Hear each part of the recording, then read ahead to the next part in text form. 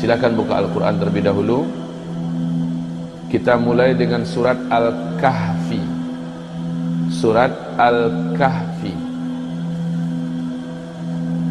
Kaum muslimin, lihat surat Al-Kahfi. Sebelum kita baca ayat ini, baik kita tumbuhkan pertanyaan, kenapa melindungi diri dari Dajjal dengan surat Al-Kahfi? Yang kedua, kenapa Allah letakkan kisah Ya'juj dan Ma'juj di dalam surat Al-Kahfi? Jawabannya adalah satu, Dajjal memiliki kemampuan untuk mengkafirkan manusia dengan segala kekuatannya. Sementara kisah Al-Kahfi adalah berlindungnya para pemuda-pemuda beriman dari pemaksaan kekafiran yang saat itu ditekankan oleh penguasa zalim yang kafir. Siapapun yang tidak mau kafir akan dihabisi di tangannya dan bala tentaranya. Maka para pemuda Kahfi melindungi diri mereka masuk ke dalam gua yang mereka digelar dengan Ashabul Kahfi.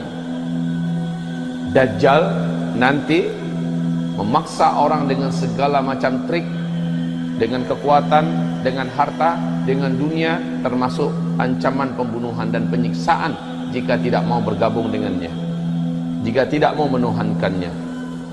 Surat Al-Kahfi menjadikan orang-orang yang hafal ayat ini, hafal surat ini, dan mengetahui makna dan segala kandungan isinya terjaga daripada Dajjal. Ini yang pertama, tentang Dajjal.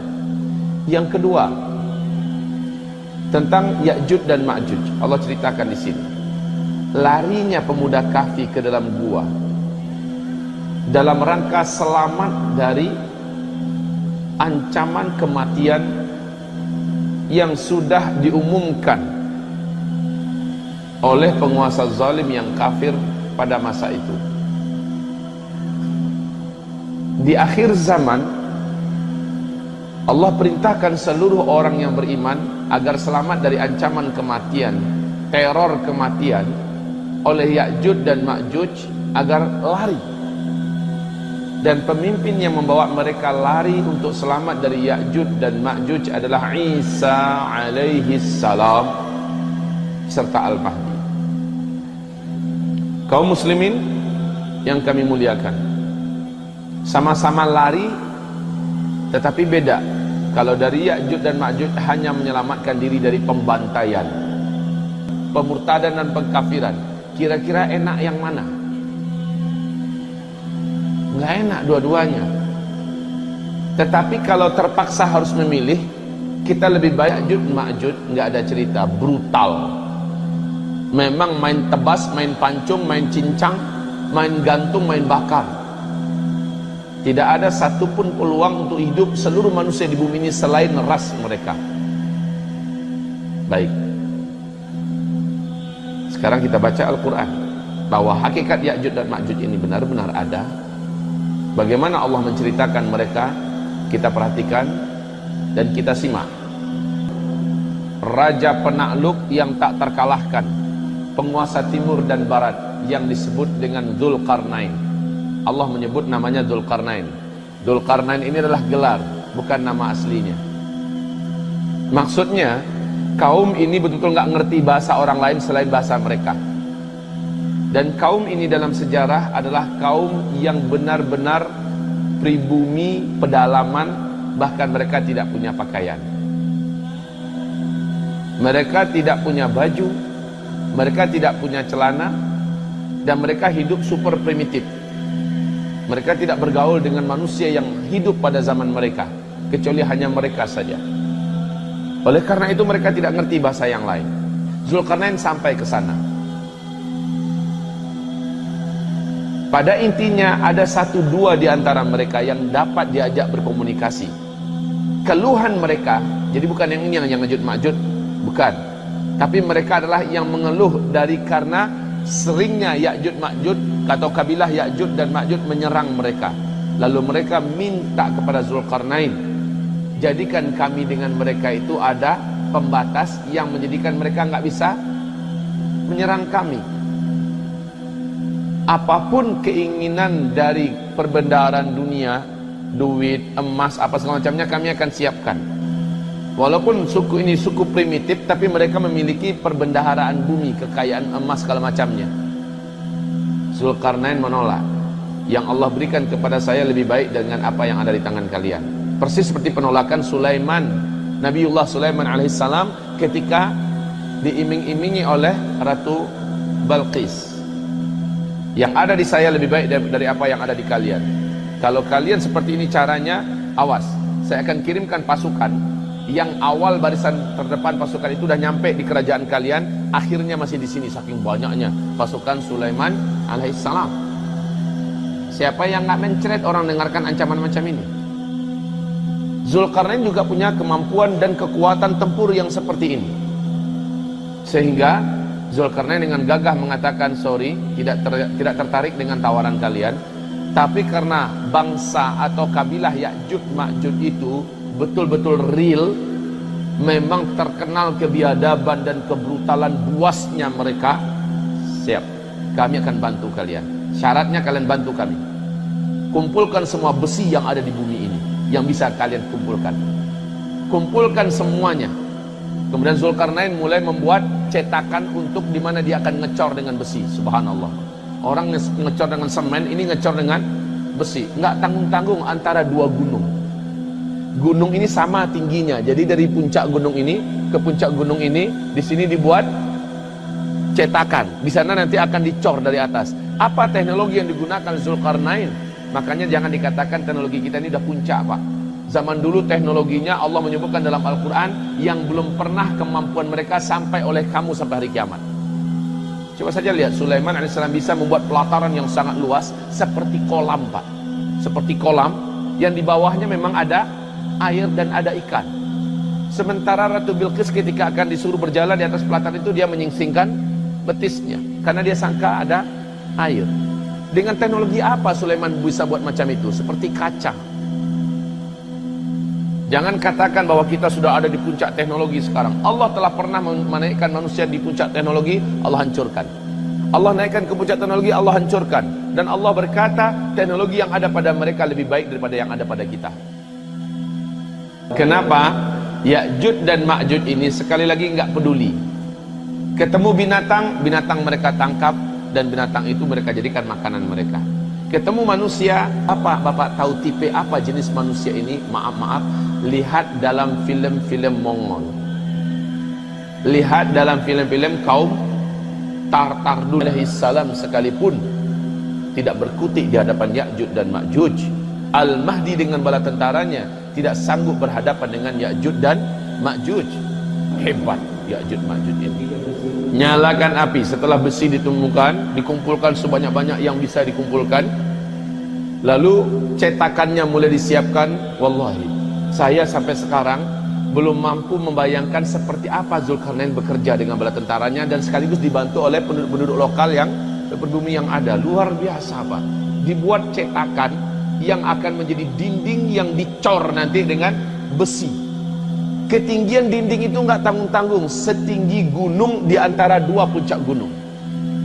Dan ternyata sekarang ditemukan lokasinya itu adalah di antara Azerbaijan dengan Armenia. Penduduk setempat ketika Ibnu Battutah melakukan perjalanan ke sana selama beberapa bulan, ditemukan lokasinya. Penduduk sekitar mengatakan, kami tidak mampu mendekati tempat itu. Kenapa? Setiap kali kami berusaha mendekati tempat itu, seluruh bulu roma kami berdiri. Kadang-kadang, kata penduduk tempatan, kami melihat ada manusia-manusia kecil sampai di atas, di bagian yang paling rata itu, Pak, ada sampai orang-orang kecil. Orang-orang kecilnya, orang KT-KT itu orang Asia lah, yang pendek-pendek dibandingkan orang Eropa, orang Barat tinggi-tinggi. Kecil-kecil muncul ke atas. Setiap kali mereka sampai ke atas, kami melihat ada angin kencang menghantam, lalu mereka terjatuh kembali ke dalam. Setiap kali ada yang sampai ke atas, ada angin yang menghantam mereka, kembali terjatuh ke dalam. Ini kata penduduk setempat. Kemudian Ibnu Battuta memberanikan diri dengan orang-orang yang dibawanya, ekspedisi yang dibawanya, beranikan diri mendekat, didamping oleh beberapa penduduk yang pemberani.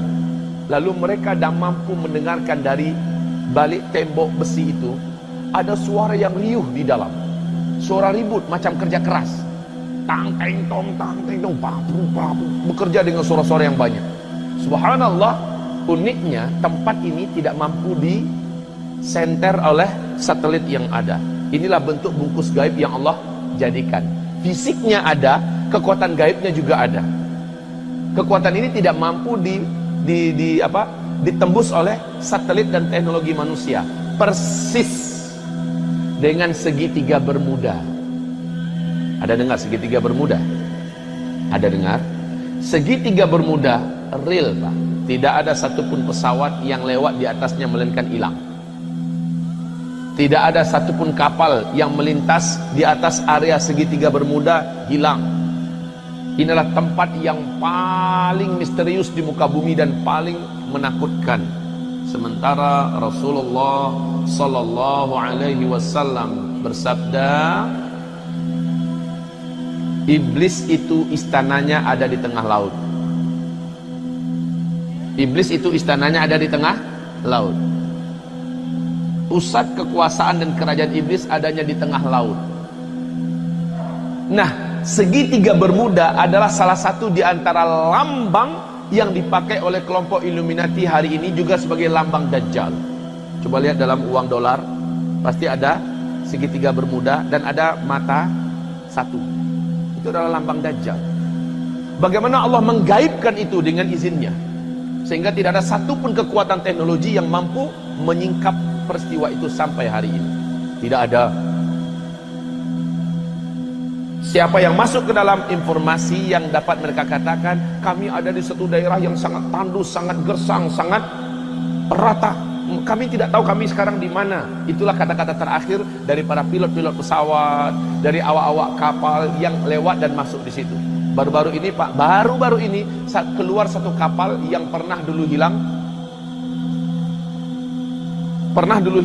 Kapal ini baru saja keluar ditemukan tanpa ada manusia. Tetapi catatan terakhir dari buku diari yang ada di dalam menunjukkan perjalanan terakhir orang yang ada di dalamnya. Baik, kita kembali kepada tembok yang dibangun oleh Zulkarnain. Juga sama, digaibkan oleh Allah padahal fisik temboknya ada. Allah Maha mampu melakukan ini. Bapak mendengarkan firman Allah dalam surah Ar-Rahman, marajal bahraini yaltaqiyan bainahuma barzakh, di antara keduanya ada barzakh. Apa arti barzakh? Dinding gaib atau tembok gaib. Subhanallah, Pak. Marajal bahraini yaltaqiyan, dindingnya nggak nampak, nggak kelihatan. Barzakh itu adalah dinding gaib yang sangat kuat, tidak bisa ditembus. Tapi kapal yang jalan di atasnya bisa jalan. Subhanallah kaum muslimin. Bagi Allah itu seluruhnya cetek. Tahu cetek? Kecil, gampang, ringan bagi Allah Subhanahu wa taala. Baik. Jadi Zulkarnain diberi ilham oleh Allah bagaimana cara membuat antara dua puncak gunung. Subhanallah. Di antara ini rata, inilah yang dicor oleh Zulkarnain. Subhanallah kaum muslimin. Sekali lagi, Ibnu Battuta telah sampai kemari. Ibnu Battuta bercerita apa yang mereka temukan, apa yang mereka lihat, dan apa rekomendasi dari penduduk setempat. Bahkan penduduk setempat mengatakan jangan pernah pergi ke situ. Semacam ada hawa kematian kalau mendekat ke sana, Pak. Merinding seluruh bulu roma. Saya pernah mendengar dari Ustadz anak kandungnya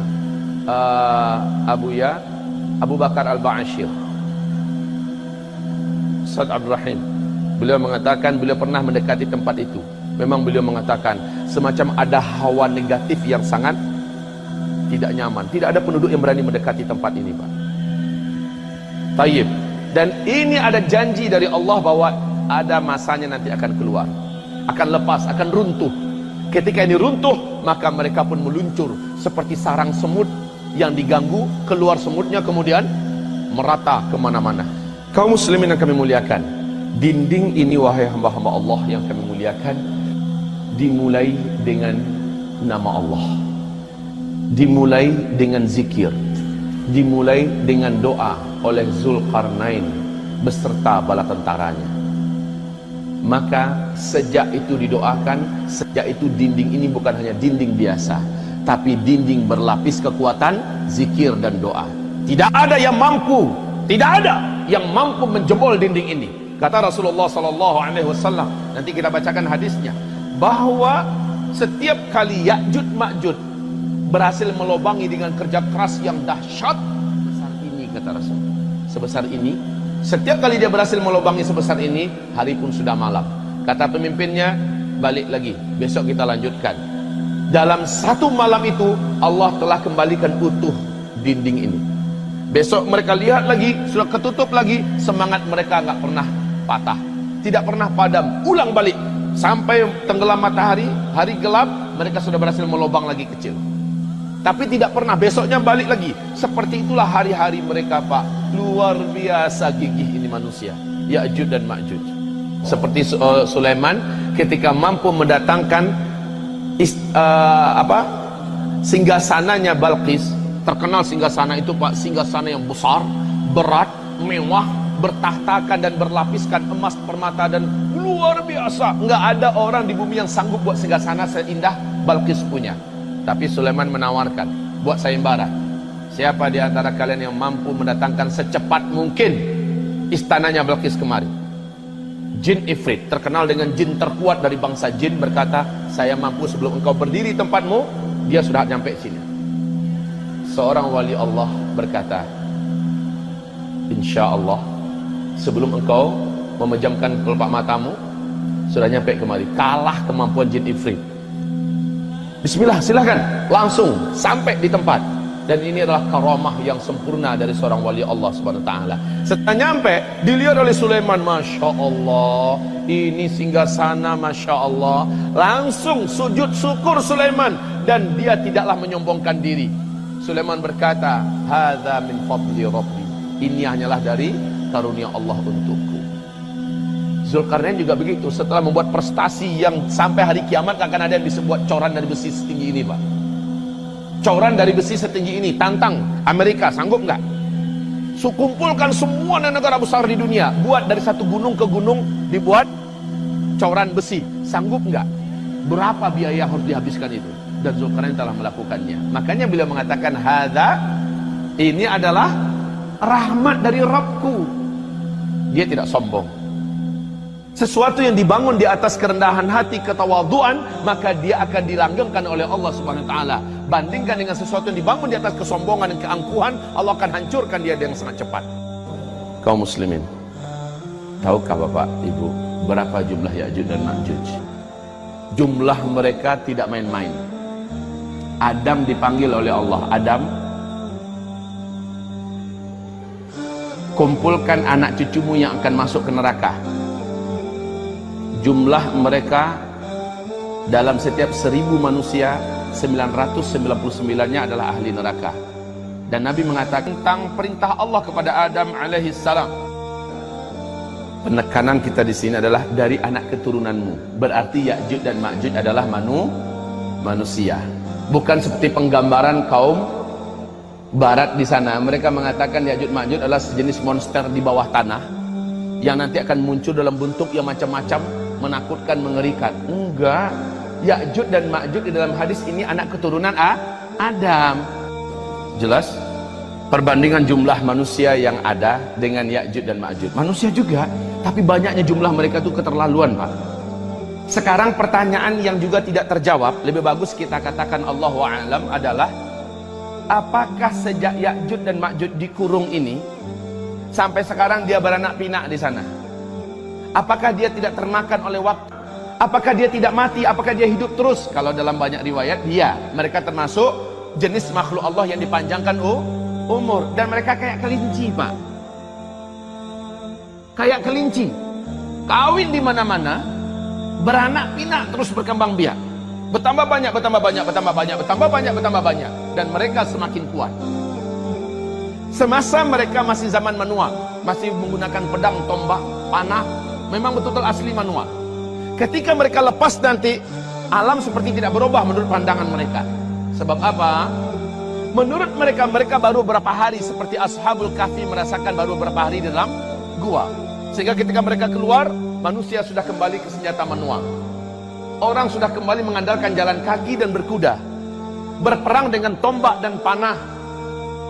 Semua ketamadunan yang ada sudah dihancurkan oleh Allah melalui agenda besar. Meteor menghantam bumi, dukhon menyelimuti bumi, peperangan, penghancuran. Sehingga ketika Ya'juj Ma'juj lepas, keluar, dia menganggap tidak ada yang berubah. Ya, terus, ibarat Allah yang kami muliakan, sebentar. Rasulullah mengatakan bahwa sesungguhnya mayoritas penduduk neraka itu diisi oleh Ya'juj dan Ma'juj. Luar biasa banyak, Pak. Kita sekarang ada berapa miliar penduduk manusia di bumi ini? 7 miliar, lebih kurang. Gabungkan dari sejak Nabi Adam diciptakan sampai nanti hari kiamat. Sudahlah digabungkan begitu, Rasul tetap mengatakan mayoritas penduduk neraka adalah Ya'juj dan Ma'juj. Bapak bisa bayangkan nggak? Manusia macam apa sebenarnya mereka ini? Banyaknya jumlah mereka, brutalnya mereka, jahatnya mereka. Yuk kita lihat di kitab Zikir Akhir Zaman, halaman 375. Halaman 375. Silakan dibaca. Allah memberitahukan kepada Isa dengan firman-Nya. Ini hadis sahih Muslim, ya. Silakan. Allah memberitahukan kepada Isa dengan firman-Nya.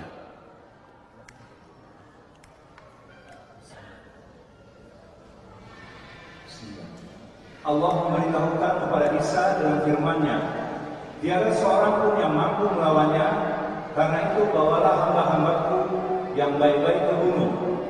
Lalu Allah mengutus Ya'juj Ma'juj. Mereka segera datang dari seluruh tempat yang tinggi. Hai Isa, hari ini tidak ada satupun manusia yang sanggup melawan mereka. Tidak ada satupun kekuatan yang mampu menghadang mereka. Tidak ada. Hai Isa, bawa hamba-hambaku bersamamu. Bawa mereka, larilah kalian ke tempat-tempat yang tinggi. Dan pusat tempat pelarian yang direkomendasikan oleh Allah adalah Gunung Tursina. Wat-Tur, ya, Wat-Tur, Wat-Tini Waz-Zaitun, Wa-Turi-Sina, Wa-Turi-Sin. Kaum muslimin, Turisin adalah tempat yang dikeramatkan oleh Allah. Di sana Musa mendapatkan wahyu pertama, berjumpa dengan Allah Subhanahu wa taala. Allah perintahkan Musa, lepaskan sendalmu. Kamu ada di tempat yang suci sekarang. Ikhlaq na'lik fa innaka biwadin. Ya, tanggalkan sandal engkau. Engkau ada di tempat yang suci. Ini adalah tempat di mana Dajjal juga tidak bisa mendekat. Tursina adalah tempat Dajjal tidak bisa mendekat. Dan Ya'juj Ma'juj, seberapa banyak mereka tidak mampu menembus garis gaib yang sudah Allah tetapkan di sekitar kaki Gunung Tursina. Saat Isa naik ke atas, sudah. Ya'juj Ma'juj melihat dari bawah, mereka melihat. Tapi mereka tidak mampu menjangkau. Tidak fisik mereka, tidak senjata panah mereka. Pak, Ya'juj Ma'juj ini terkenal dengan panahnya yang sampai puluhan kilo. Belum ada di bumi yang sanggup mengalahkan kekuatan panahnya Ya'juj Ma'juj. Bapak akan dengarkan hadis nanti. Rasul mengatakan, ketika Ya'juj Ma'juj telah mengalahkan seluruh penduduk dunia, ketika telah membantai banyak manusia di muka bumi, Ya'juj akhirnya melayangkan panah-panah mereka ke arah langit. Ya, ketika dilepaskan, tembus awan. Panah-panah mereka itu tembus ke awan, balik ke bumi dalam keadaan bergelimang darah. Lalu apa kata Ya'juj dan Ma'juj? Kita telah kalahkan penduduk seluruh bumi, seluruh penduduk bumi, dan kita telah kalahkan penduduk langit. Tidak ada hari ini yang mampu melawan kita. Subhanallah, betapa kuatnya Ya'juj Ma'juj ini, Pak. Hidung aja yang pesek, Pak. Hidungnya pesek. Ciri-ciri fisiknya lebih mirip kepada orang Mongol, lebih mirip kepada orang Tartar, lebih mirip kepada orang barbar. Lihat sifat-sifatnya nanti dijelaskan oleh Nabi SAW. Lanjutkan dulu terjemahannya. Maka kelompok yang pertama dari mereka Aha. Ingat Danau Tabaria di mana? Ingat. Israel ketika itu Danau Tabaria sudah tersisa air sedikit sekali. Kan Dajjal udah mati kan? Bapak Ibu, Ya'juj Ma'juj muncul sebaik Dajjal mati. Dajjal mati, Yahudi langsung dihabisi, kemudian langsung Ya'juj Ma'juj. Jadi Pak, runutannya begini. Ketika Dajjal dibunuh oleh Nabi Isa alaihissalam, kaum muslimin bersama Nabi Isa membunuh sehabis-habisnya orang Yahudi sehingga tidak tersisa satu orang pun manusia. Setelah itu salib dihancurkan, manusia berbondong-bondong masuk Islam. Tidak ada satu agama pun kecuali hanya Islam saja. Orang yang belum masuk Islam nunda-nunda waktu, rencananya sih ada, dan mereka baru akan menyatakan Islamnya ketika matahari terbit dari barat. Tapi sudah ditutup pintu penerimaan Allah dan pintu taubat juga sudah ditutup. Kaum muslimin, saat itu kaum muslimin sudah aman dan nyaman. Mereka mulai pulang ke kampung-kampung mereka sendiri. Ada yang pulang ke Irak, ada yang pulang ke Yaman, ada yang pulang, pokoknya sudah kembali. Ada yang pergi ke Hijaz, ada yang pergi ke Najd. Masing-masing kembali ke kampung halaman mereka. Kata Rasulullah, di tengah jalan mereka dikagetkan dengan kepungan Ya'juj dan Ma'juj. Berarti langsung nyambung tuh Pak. Di tengah jalan langsung dikepung. Mereka mencoba lari menyelamatkan diri, bergabung kembali. Tetapi sebagian mereka tidak mampu, lalu mereka mencari tempat berlindung sendiri-sendiri. Dalam keadaan itu banyak yang meninggal para orang-orang yang beriman. Ya, enggak kelawan, gimana mau melawan? Dan itulah syahid yang terakhir. Siapapun yang didapatkan dan ditemui oleh Ya'juj Ma'juj, itulah syahid yang terakhir. Mencoba melawan yang enggak kelawan Pak, ngadapin makhluk atau manusia, hobi perang, cinta darah, tidak ada kasih sayang, dan paling brutal cara perangnya, tidak terkalahkan.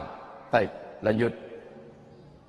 Lalu orang-orang yang belakangan melewati seraya berkata, di danau ini dulu pernah ada airnya, dan Nabiullah Isa masih ditahan bersama sahabat-sahabatnya, sehingga pada hari itu kepala seekor lembu adalah lebih baik bagi kamu daripada 100 dinar. Maksudnya apa?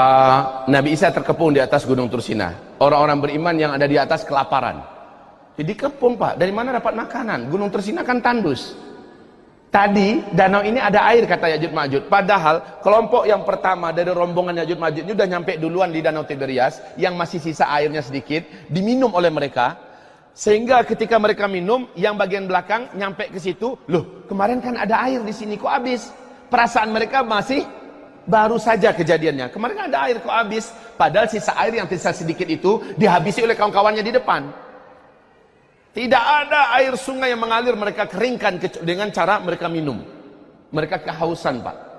Saking banyaknya jumlah mereka. Kebayang gak sih? Saking banyak jumlah mereka sampai-sampai sisa air danau habis kering oleh mereka. Tidak ada sumber mata air yang masih menyisakan air, habis oleh mereka. Tidak ada hewan ternak mereka habisi. Tidak ada manusia yang mereka jumpai melainkan mereka bantai, mereka bunuh. Tidak ada. Bahkan kata Rasulullah, itulah saatnya orang Arab habis. Tinggal tersisa sedikit. Yang sedikit itulah yang lari bersama Isa alaihissalam. Habis orang Arab Pak, habis.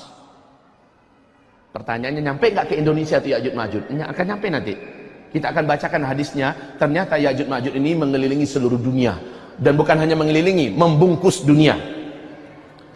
Kata Rasulullah, sejauh mata memandang, kepala mereka aja yang nampak. Lihat ke kanan, Ya'juj Ma'juj. Lihat ke kiri, Ya'juj Ma'juj. Masya Allah, nggak kebayang Pak, gimana cara ngelawannya. Bruce Lee lepas dicincangnya tuh Pak, habis. Nggak ada manusia yang perkasa di hadapan Ya'juj Ma'juj. Terus lalu Nabi Allah Isa dan sahabatnya berdoa kepada Allah. Sebentar. Ada kekuatan yang tidak mampu dihadapi oleh Ya'juj dan Ma'juj. Semua kekuatan di bumi telah tunduk. Semua kekuatan yang ada di bumi, semua penguasa telah dihancurkan oleh Ya'juj Ma'juj. Tapi ada satu kekuatan yang Ya'juj Ma'juj benar-benar luluh di atas kekuatan itu, yaitu doa dan zikir umat Islam yang saat itu dipimpin oleh Isa alaihis salam. Kita akan bacakan nanti kaum muslimin. Stop sampai di situ dulu. Sekarang lihat kembali ensiklopedia akhir zaman kita halaman 968.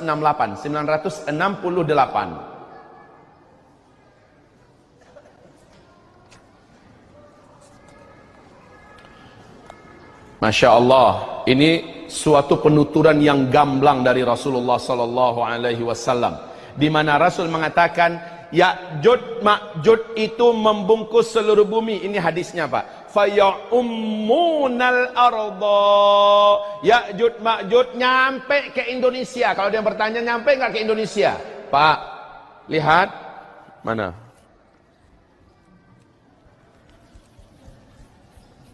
Semua tanda-tanda besar kiamat, bukan hanya Arab saja yang akan mengalami, tapi seluruh dunia. Semua tanda-tanda kiamat. Tanda kiamat yang pertama apa? Dukhan. Dukhan ini apa hanya di Arab saja? Hah? Enggak. Tapi seluruh dunia terbungkus oleh dukhan. Sampai kutub utara, kutub selatan terbungkus oleh dukhan. Bumi gelap 40 hari 40 malam. Yang namanya tanda besar, seluruh dunia ikut merasakannya. Yang kedua, munculnya Dajjal. Kata Rasulullah, seluruh negeri-negeri satu bumi akan didatangi oleh Dajjal. Tidak ada bumi yang tersisa. Seluruh kota-kota akan didatangi oleh Dajjal. Bahkan kemah-kemah yang ada di Gurun Sahara, Dajjal nyampe ke situ. Masya Allah. Hah? Tanda besar kiamat yang kedua. Yang ketiga apa? Isa alaihissalam turun. Nah, risalah tentang Isa menyebabkan seluruh dunia lepas dari cengkraman Dajjal. Dan seluruh Nasrani satu bumi masuk Islam. Subhanallah. Paham apa? Babi satu bumi dihabisi. Seluruh pajak dan upeti yang diterapkan di berbagai negara dihilangkan sama sekali oleh Isa alaihissalam. Satu bumi merasakannya. Yang keempat, ketika Ya'jud Ma'jud lepas, ini hadisnya. Coba dilihat, saya berikan stabilo biru. Faya'ummunal arda. Lalu Ya'jud Ma'jud itu ketika mereka lepas dari kurungannya, ya'ummunal arda. Mereka segera membungkus bumi ini dengan jumlah mereka yang banyak. Satu bumi Pak, berarti Ya'jud Ma'jud nyampe kemari. Nyampe ke Sentul. Nyampe kota Payakumbuh. Sampai. Ya Allah. Di dalam Al-Quran Allah menyebutkan mereka meluncur dari seluruh tempat-tempat yang tinggi. Dan ini tidak bisa ditafsirkan dengan tafsiran-tafsiran apapun kecuali secara fisik. Tafsiran zahir. Memang fisik mereka. Mereka akan datang nanti dari bukit-bukit, dari gunung-gunung mereka akan keluar. Intinya ketika tembok itu telah diizinkan oleh Allah runtuh, seolah-olah mereka dari berbagai macam bukit turun ke bawah. Di mana mereka Allah sembunyikan? Wallahu a'lam. Sekarang ini di mana peta mereka? Wallahu a'lam. Kalau Bapak bertanya kepada saya, Ustaz, sekarang di mana mereka? Temboknya udah ketemu sekarang, Pak. Ya, di mana tadi? Dengan Armenia, ya, di antara itu, Pak. Sudah ketemu sekarang. Tapi kok manusianya nggak nampak? Tapi ketika tembok itu runtuh dan tembok itu jatuh rata dengan tanah, kata Rasulullah, tiba-tiba dari berbagai dataran tinggi mereka meluncur ke bawah. Seperti orang-orang yang memang sudah lama ingin bebas, ketika mereka bebas mereka langsung meluncur. Anehnya, bukan hanya di Azerbaijan saja, bukan hanya di Siberia saja, bukan hanya di Rusia, di Cina saja mereka meluncur. Dari Arab, dari bukit-bukit yang tinggi mereka juga meluncur. Pertanyaannya, dari mana mereka Allah hadirkan? Mereka telah digaibkan oleh Allah SWT dan hidup. Dan ketika mereka keluar, pokoknya mereka tahu mereka langsung meluncur ke daerah yang rendah. Disitulah mereka menghabisi siapapun manusia yang mereka temukan. Cuman sekali lagi, pastinya mereka meluncur juga enggak dari gunung di Indonesia, Gunung Merapi, Gunung Singgalang, kan ada gunung-gunung yang di Sumatera Barat, Gunung Kerinci. Dari itukah mereka turun ke bawah? Di mana mereka Allah sembunyikan selama ini? Tidak terjawab. Jawaban yang paling pantas adalah la adri wallahu a'lam. Aku tak tahu, Allah yang lebih tahu. Pokoknya di ayat jelas sekali Allah berfirman tadi, mereka meluncur dari seluruh tempat-tempat yang tinggi. Wahum min kulli hadabin yansilun. Surat Al-Anbiya ayat 96. Wahum min kulli hadabin yansilun. Mereka dari seluruh tempat-tempat yang tinggi berlari ke bawah dan menyelimuti dan bungkus bukit itu. Kayak nggak habis-habis Pak. Terus mereka keluar. Dari mana sih mereka sebelumnya? Khalas, jangan ditanya lagi. Terus kaum muslimin yang kami muliakan, lanjutkan. Ya. Oh enggak, di kitab tebal, kitab ensiklopedia akhir zaman. Coba baca, Ya'juj dan Ma'juj akan dibukakan pintu. Ya'juj dan Ma'juj akan dibukakan pintu, lantas mereka keluar sebagaimana firman Allah Ta'ala. Dan dari tiap-tiap tempat yang tinggi mereka turun dengan cepat. Mereka turun dengan cepat. Dari tempat-tempat yang tinggi mereka turun dengan cepat. Syekh Imran Hussein, beliau mengatakan maksudnya nanti adalah dengan teknologi tinggi. Dengan pesawat-pesawat yang sangat banyak mereka meluncur. Enggak, kaum muslimin.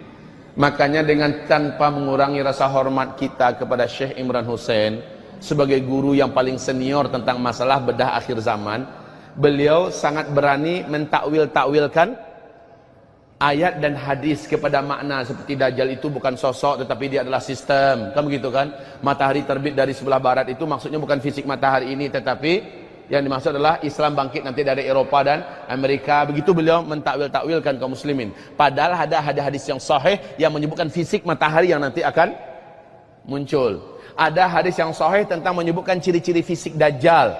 Bagaimana dia nanti lari, bagaimana dia dibunuh oleh Isa dan sebagainya. Baik. Selanjutnya kaum muslimin, sekarang ada beberapa poin yang perlu kita perhatikan. Satu, Zulkarnain membangun benteng itu dengan zikir dan doa, menjadikan benteng itu kuat. Menjadikan benteng itu kuat. Baca nanti dalam kitab sejarah Zulkarnain ini bagaimana zikir apa yang dibacakannya. Ketika dia memulai, dia pasti mulai dengan Bismillahirrahmanirrahim. Sepanjang dia mengerjakan pengerjaannya, dia langsung berzikir dan dia ajak semua orang berzikir. Bapak kalau bangun rumah, bangun masjid atau perang sekalipun, maka jangan lidahnya dari zikir. Berdoalah dan berdoalah, dan dengan kekuatan itu Allah jadikan benteng tersebut terselimuti oleh benteng gaib dari Allah yang melindungi manusia dari kejahatan Ya'juj dan Ma'juj. Yang kedua, Ya'juj Ma'juj nanti akan menghancurkan benteng ini juga dengan zikir. Mereka akan menghancurkan benteng dengan zikir. Aneh nggak Pak? Coba lihat halaman di kitab zikir akhir zaman, halaman 380. Ada hadis sahih yang hadis ini dinyatakan kesahihannya dalam silsilah al-hadis as-sahihah oleh Syekh Albani. Baca hadis nomor halaman 380. Ya. Mereka menggalinya setiap hari, sehingga ketika mereka hadir dapat melubanginya, maka pemimpin mereka berkata, kembalilah kalian besok akan dapat melubanginya. Lalu Allah, ketika udah berlubang sebesar ini, kata Rasulullah, mereka sudah terpaksa harus pulang. Sebab apa? Udah gelap, udah malam. Kembalilah, besok kita ulangi. Terus lalu Allah mengembalikannya sekokoh semula, sehingga apabila telah sampai waktunya dan Allah berkehendak melepaskan mereka di tengah-tengah manusia, maka pemimpin mereka berkata, kembalilah, besok kalian akan dapat melubanginya jika Allah telah menghendaki. Ada kalimat insya Allah. Ketahuilah kaum muslimin, kalimat insya Allah ini kalimat keramat. Allah mengharamkan jangan sampai kamu melakukan suatu perbuatan besok tanpa mengucapkan insya. Apapun rencana yang tanpa kita katakan insya Allah, maka rencana itu tidak direstui oleh Allah Subhanahu wa taala. Apapun rencana yang kita susun, program yang kita buat, tidak menyertakan kalimat insya Allah, maka rencana itu akan dibatalkan oleh Allah Subhanahu wa taala. Jadi kalimat insya Allah adalah kalimat yang sangat kuat. Besok kata Ya'juj Ma'juj. Coba lihat Pak, kekuatan zikir hanya akan kembali mampu disingkapkan dengan zikir lagi. Insya Allah itu zikir apa enggak? Ketika sang penguasa mengatakan insya Allah, jadi. Besoknya tetap berlubang seperti itu, maka mereka bekerja lagi, karena udah tipis, kan dijebol terus kan, udah tipis, senang saja mereka untuk menghancurkannya. Persis seperti Ghulam, yang sang raja berkata, gimana cara saya bisa menghabisi kamu? Ghulam ini berkata, kamu tidak akan bisa bunuh saya kecuali dengan beberapa syarat. Apa syaratnya? Kumpulkan seluruh rakyatmu di alun-alun. Yang kedua, nanti ikatkan saya di batang atau pohon kurma. Yang ketiga, kamu langsung yang melepaskan anak panah ke saya. Masih ingat kisah ini? Kamu langsung yang melepaskan anak panah ke saya. Kisah ini didapatkan di dalam surat Al-Buruj. Ya, kaum muslimin, setelah itu kamu yang lepaskan panah, Dan di hadapan orang banyak kamu teriakkan kalimat dengan nama Allah, Rabbnya si fulan. Kamu lepaskan panah itu. Panah itu kena saya dan saya akan terbunuh. Jika tidak, kamu tidak akan bisa membunuh saya. Lihat Pak, ketika disertai zikir, maka dia mendapatkan kekuatan. Ghulam ini berusaha dibunuh oleh sang raja. Dikirim ke tengah laut, diikat seluruh tubuhnya dengan rantai besi berat, ya. Kemudian sehingga tidak bisa berkutik. Setelah itu sampai di tengah laut, mau ditenggelamkan, si ghulam berdoa dengan satu doa singkat. Doa ini bisa dibaca Pak, di dalam kitab ini ada dijelaskan dengan sangat jelas bahwa siapa yang berdoa dengan doa ini ketika dia pasti terancam kematian, maka dia baca. Doanya adalah Allahumma kfinihim bima syi'ta. Ya Allah, selamatkan aku dari kejahatan mereka dengan caramu. Doa si pemuda ini, ghulam ini hanya begitu saja. Allahumma kfinihim bima syi'ta. Pemuda ini, ghulam ini membaca itu. Kemudian yang terjadi apa Pak? Yang terjadi adalah Allah goncang perahu itu, Allah datangkan ombak besar, mereka jatuh seluruhnya. Si ghulam, Allah selamatkan sampai dia kembali ke istana. Terbelalaklah bola kedua bola mata sang raja melihat dia kembali selamat, sementara yang mengantarkan untuk kematiannya yang mati. Kemudian dipanggil lagi hulu-hulu balang yang jago-jago. Diikat kedua kakinya, diikat kedua tangannya, kemudian dia pun diusung menuju ke atas gunung yang tinggi untuk dijatuhkan. Sekali lagi di atas puncak gunung, si ghulam berdoa lagi dengan doa itu. Baca kembali doanya. Awas, kita akan masuki akhir zaman, doa ini penting Pak. Apa doanya? Bukan, baca doanya yang tadi kita sudah bacakan, doanya si ghulam. Allahumma kfinihim bima syi'ta. Baca sama-sama. Allahumma ikfinihim bima syi'ta. Pendek, sangat singkat.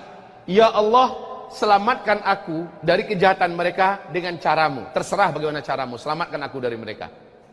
Ini udah di hadapan kematian Pak. Dia berdoa Allahumma kfinihim bima syi'ta. Dia serahkan dirinya, dia serahkan hidupnya, dia serahkan segala-galanya. Nol pada dirinya, tawakal habis kepada Allah. Saat itu pertolongan Allah turun. Ini kekuatan tawakal.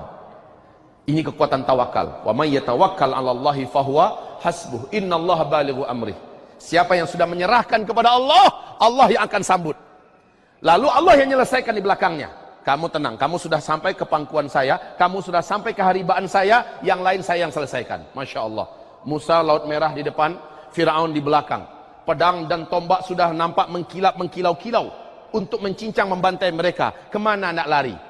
Bani Israel mulai gelisah, tapi Musa berkata, jangan khawatir, Allah tak akan meninggalkan kita. Hei Musa, ketok dengan ujung tongkatmu laut ini, maka terbelahlah laut itu. Mereka menyeberang, Firaun menyusul, mampus mereka semuanya tenggelam.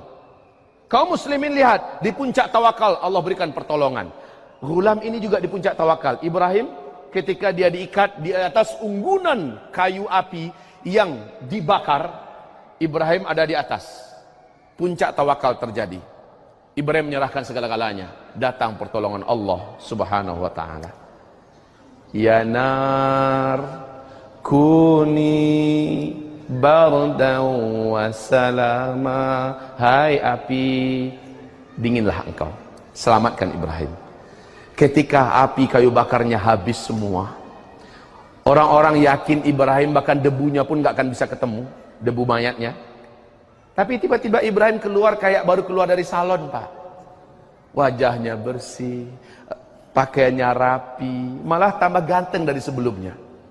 Inilah dia kalau Allah yang sudah campur tangan. Semua hal yang ajaib akan Allah diwujudkan Pak. Makanya nolkan diri, nolkan senol-nolnya. Anggap kita ini bukan siapa-siapa, bukan apa-apa. Serahkan bulat-bulat kepada Allah, maka yang Maha Ahad tampil di depan. Nolkan harta kita, nolkan kekuatan kita, nolkan apapun pangkat jabatan kita, nolkan seluruhnya, kecerdasan kita, kepintaran kita, keperkasaan kita, nolkan seluruhnya, serahkan pada Allah, maka yang Maha Ahad tampil di depan.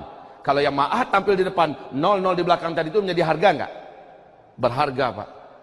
Angka 1 di depan adalah Ahadun Ahad, Allah di depan. Maka Ini nol. Nolkan siapa kita, nolkan jabatan kita, nolkan harta kita, nolkan kekuatan kita, nolkan kecerdasan kita, nolkan kekuatan kita, apapun yang kita miliki, nolkan seluruhnya, serahkan pada Allah. Tampillah Allah yang Maha Ahad di depan. Ketika Allah tampil, semua ini akhirnya menentukan seberapa banyak tawakalan kita kepada Allah Subhanahu wa taala. Jangan pernah saya ahli kungfu, nanti saya akan sanggup melawan mereka. Kalau udah macam gitu, Pak, kita akan ditinggalkan Allah. Saya jenderal, bala tentara saya banyak, kita akan ditinggalkan Allah. Saya harta saya banyak, dengan duit apapun saya dibuat sekarang, kita akan ditinggalkan Allah Subhanahu wa taala. Tapi serahkan bulat-bulat kepada Allah Subhanahu wa taala. Terjadi. Allah makfinihi bima syi'ta. Ya Allah, cukupkan aku dengan caramu. Selamatkan aku dengan caramu. Sayyidah Zainab Al-Ghazali punya kisah yang menarik ketika beliau di penjara Mesir.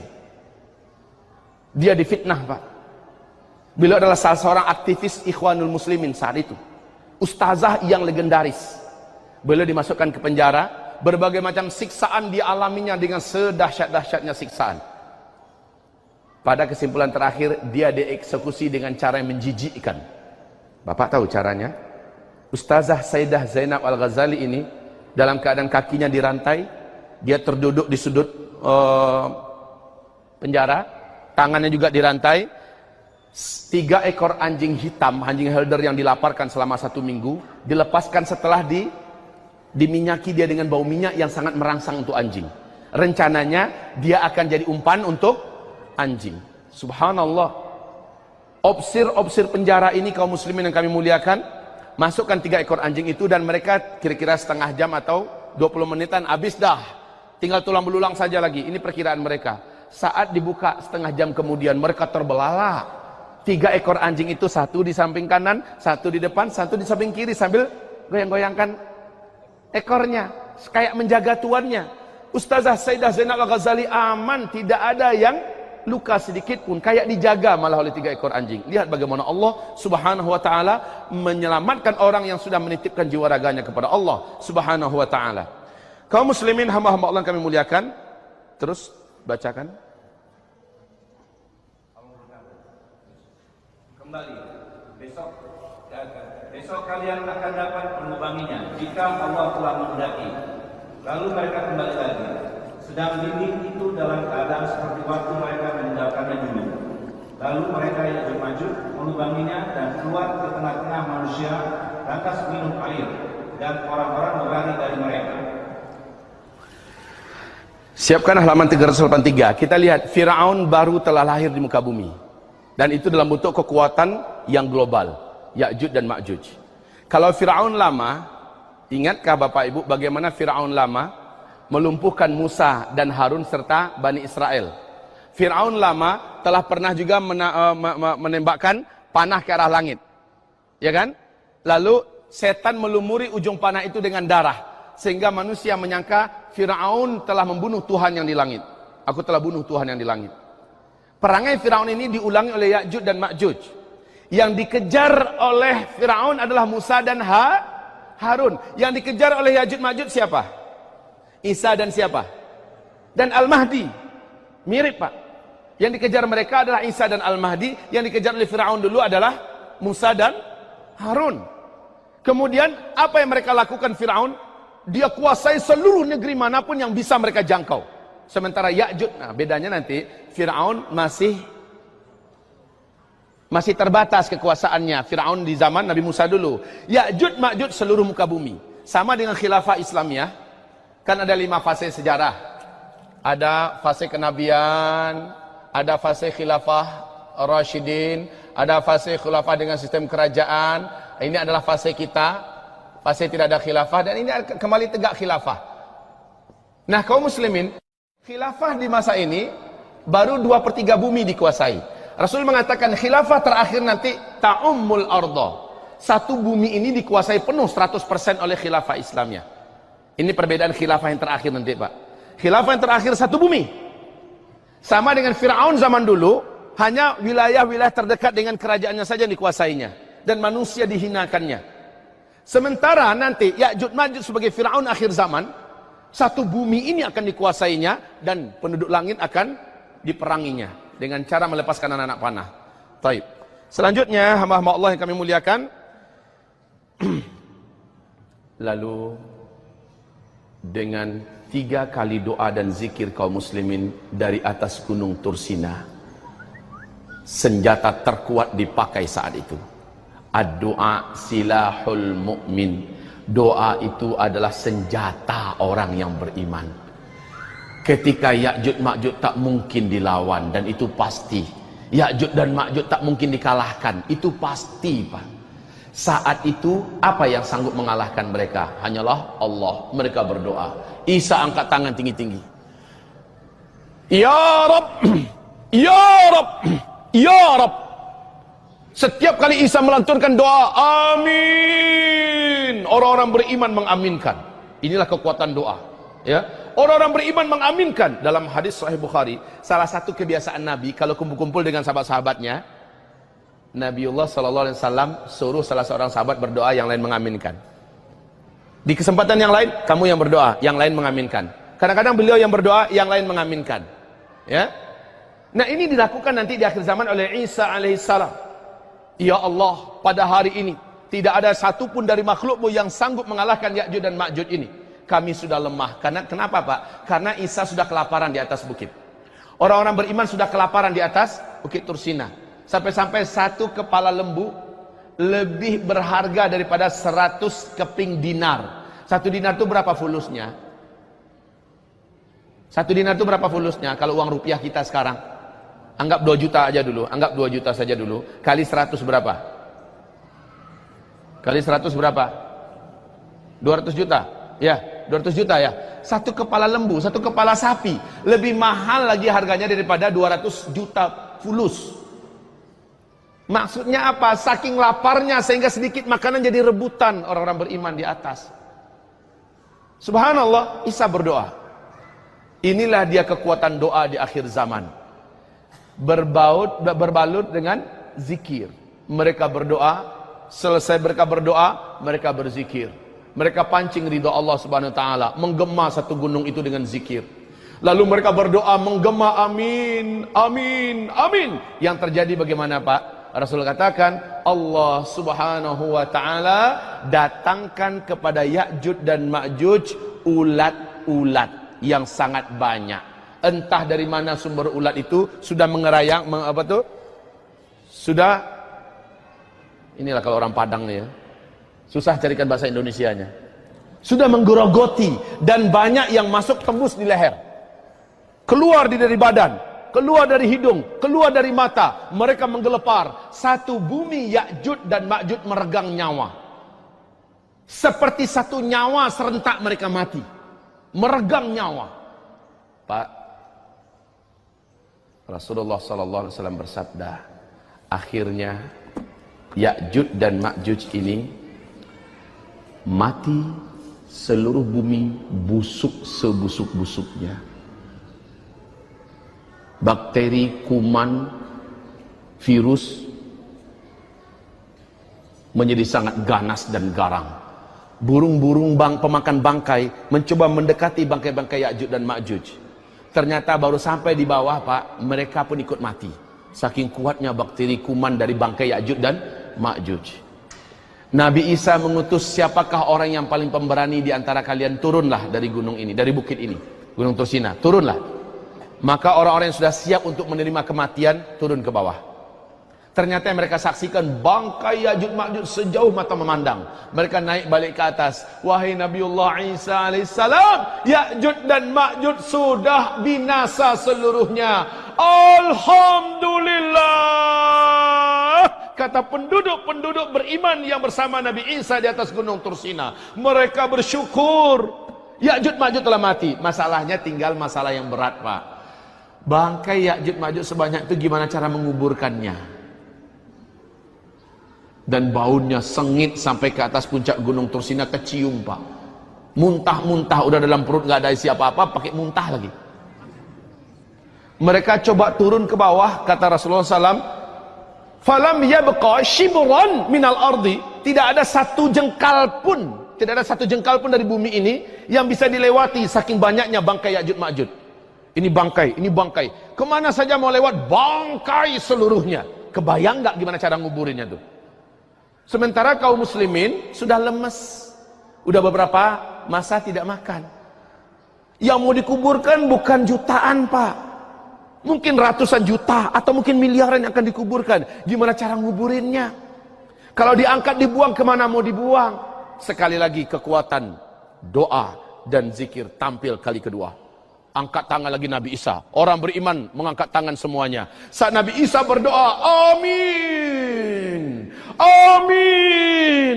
Doa mereka raghabaw wa rahaba, raghabaw wa rahaba, penuh harap, cemas kalau nggak dikabulkan. Begitu betul mereka berdoa. Dalam doanya kali ini Isa berdoa, ya Allah, tidak ada satupun hambamu yang sanggup membersihkan bumimu ini dari bangkai-bangkai Ya'juj dan Ma'juj. Ya Allah, bersihkanlah dengan caramu, bersihkanlah dengan kuasamu. Tiba-tiba kata Rasulullah, Allah jadikan langit menjadi gelap gulita. Di siang hari bolong, langit langsung menjadi gelap gulita. Tidak ada satu cahaya matahari pun yang tembus. Apa yang terjadi? Bukan awan yang datang, bukan malam yang datang, bukan. Lalu apa? Kata Rasulullah, dari langit turun burung-burung yang sangat banyak. Burung itu burung-burung perkasa yang besar-besar. Lehernya, ukuran leher burung itu dan bentuknya mirip dengan leher onta. Lihat hadisnya di sini, di kitab kita. Jangan sampai ada yang mengatakan, Ustaz, ini ada dalilnya enggak ya bahwa burung-burung seperti itu nanti akan turun ke bumi? Masya Allah, Rasulullah SAW menyebutkan tidak ada satupun burung melainkan mereka akan, ini halaman 384, halaman 384 dari kitab Zikir Akhir Zaman. Hadis ini diriwayatkan oleh Imam Muslim, nomor hadis 5228. Silakan dibaca. Ya. Lalu Nabi Allah Isa dan sahabat-sahabatnya berdoa kepada Allah. Maka Allah mengirim cacing-cacing kepada bangsa Ya'juj dan Ma'juj, sehingga mereka mati secara serentak. Cacing-cacing, ulat-ulat, dud. Ya, terus? Secara serentak, seperti matinya seorang manusia saja. Serentak matinya semua. Terus? Kemudian Nabi Allah Isa dan sahabat-sahabatnya turun dari gunung ke bumi. Ternyata tidak ada sejengkal pun tempat di bumi melainkan dipenuhi oleh bangkai-bangkai yang berbau busuk. Maka Nabi Isa dan sahabat-sahabatnya berdoa kepada Allah. Kemudian Allah mengirimkan burung yang lehernya seperti leher unta, burung unta, untuk mengambil dan menerbangkan bangkai-bangkai itu kemana saja yang dikehendaki oleh Allah. Sebentar, kaum muslimin. Bapak bisa bayangkan nggak langit yang terang benderang langsung gelap gulita seperti malam tengah malam? Bapak bisa bayangkan nggak banyaknya burung tersebut? Hah? Banyaknya burung tersebut seimbang nggak dengan banyaknya jumlah Ya'juj dan Ma'juj? Ya'juj Ma'juj itu bukan kutu, Pak, tapi dia orang. Lah kalau burung hanya level burung merpati yang mau ngangkat, gimana mau diangkat tuh mayat? Makanya burungnya seimbang. Burungnya gede pula turun ke bawah. Lehernya besar, leher dan bentuk lehernya mirip dengan leher on. Ini hadis Sahih Muslim loh, ya. Kemudian satu ekor burung ambil satu bangkai Ya'juj Ma'juj, dibawa terbang. Kemanakah dibuang bangkai-bangkai yang begini banyak? Hah? Sudah saya ajarkan dulu jawabannya yang paling ilmiah. Jawabannya adalah entah. Allahu a'lam. Itu jawaban yang paling ilmiah, nggak ada pertanyaan setelah itu lagi. Dari mana burung itu datangnya? Di mana Allah sembunyikan sekarang? Jawabannya entah. Allahu a'lam. Ya, yang jelas hadisnya sahih bahwa burung ini akan datang. Ustadz, bulunya ada berapa? Apa urusannya nanyakan bulu? Sayapnya selebar apa? Nggak perlu, yang nggak penting. Yang penting sudah dikatakan bahwa burungnya ada gede-gede. Khalas. Bersihlah bumi.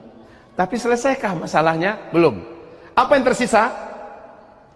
Serpihan-serpihan daging yang tadi jatuh, darah yang tadi mengalir. Satu bumi ini masih anyir, masih bau. Bagaimana? Bangkai fisiknya memang sudah hilang, tapi masih ada sisa-sisa pecahan daging, ulat-ulat yang berserakan di mana-mana, itu masih banyak di mana-mana. Bagaimana? Doa ketiga, Dilantunkan lagi doa ke langit. Kaum muslimin mengatakan amin, amin, amin. Allah datangkan hujan yang sangat lebat. Di riwayat yang lain Allah kata Rasulullah, hujannya selama 3 hari 3 malam. Hujan ini membuat seperti kaca yang terkena lumpur atau kotor, dilap dengan kain lap, mengkilap kembali, bersih kembali. Bumi ini menjadi bersih, hilang bau, hilang ulat, hilang darah, hilang sisa-sisa serpihan daging dan sebagainya, hilang sehilang-hilangnya. Kemudian negeri Arab, sungai-sungainya langsung mengalir air, tanah langsung hidup, dan rumput pun tumbuh. Mulailah kehidupan bagaikan surga di dunia, seperti yang kemarin kita sampaikan. Tapi sayang, jumlah orang Arab sudah sedikit. Itu pun yang selamat bersama Nabi Isa. Jumlah manusia sudah sedikit. Khususnya kaum laki-laki, banyak yang sudah habis. 1 berbanding 50 wanita saat itu. Masuk fase kelima, 1 berbanding 50. Saat itu baru kaum ibu-ibu ikhlas untuk dipoligami. Bapak-bapak yang sekarang punya selera mau poligami, sudah di alam barzakh. Kesian. Dan memang saat itu orang sudah tidak minat lagi dengan dunia. Seperti yang kita bacakan hadisnya kemarin, harta emas yang melimpah, duit yang banyak, tanah yang luas, hewan ternak yang banyak, semuanya tidak lagi menggiurkan. Orang-orang beriman sudah fokus untuk ibadah. Toh harta kekayaan melimpah ruah, nggak perlu kerja pun duit ada, makanan lengkap, semua kehidupan dijamin, semuanya nggak ada yang bayar. Kalau sedikit, kalau sekarang hidup kita sikit-sikit pajak, kena pajak ini, kena pajak itu, kena pajak ini. Lah zaman Nabi Isa semua pajak udah dihilangkan. Kita nggak mikirkan listrik lagi, Pak. Memang nggak ada listrik ketika itu. Ya, kita nggak mikirkan pajak tanah, pajak bangunan, nggak perlu, Pak. Bapak perlu rumah berapa nanti? Tinggal ambil. Seperti kata Al-Mahdi, pergilah kamu ke gudang emas. Berapa kamu perlu emas? Ambil saja, bawa saja. Bapak bawa karung, Pak. Masukkan emas ke karung, lalu bawa. Ambil pedati Bapak, bawa emas. Saat itu benar-benar melimpah ruah setelah Ya'juj dan Ma'juj habis. Hamba-hamba Allah sekalian, untuk kematian orang-orang yang hidup di bumi oleh Ya'juj dan Ma'juj, asal kita masih hidup, ternyata kita dibantai oleh Ya'juj Ma'juj, kita syahid. Kita syahid. Jangan takut ya. Alah, mati itu sebentar, Pak. Nyawa selembar, tidak cepat lambat kita pasti akan mati. Jadi jangan khawatir. Sekarang ini bukan itu yang kita pikirkan. Amal saya apa? Hari ini sudah saya siapkan apa? Itu yang jadi pikiran serius Bapak Ibu semuanya. Amal saya hari ini saya sudah persiapkan apa? Itu yang harus dipikirkan. Bukan, aduh mak, nanti kalau ada jalan keluar gimana ya? Nanti kalau meteor jatuh gimana ya? Nggak usah itu dipikirkan, dia akan terjadi. Yang penting apa yang harus di Bapak Ibu persiapkan dari amalan, dari kekuatan rohani, dari persiapan-persiapan lainnya yang diperintahkan. Perbanyak sedekah, kan itu yang diperintahkan. Masih ingat kajian kita tentang sedekah? Perbanyak sedekah, fa inna sadaqata junnah minal mata'ib wal masa'ib wal balaya. Sesungguhnya sedekah adalah benteng pelindung.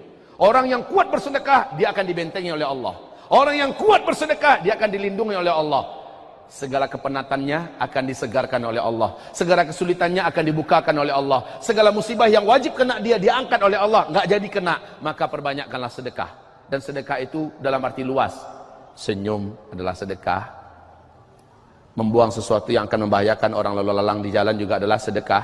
Ngajak orang sholat juga adalah sedekah. Ngingatkan orang, ini waktu udah dekat, juga adalah sedekah. Nunjukkan orang yang tersesat jalan adalah sedekah.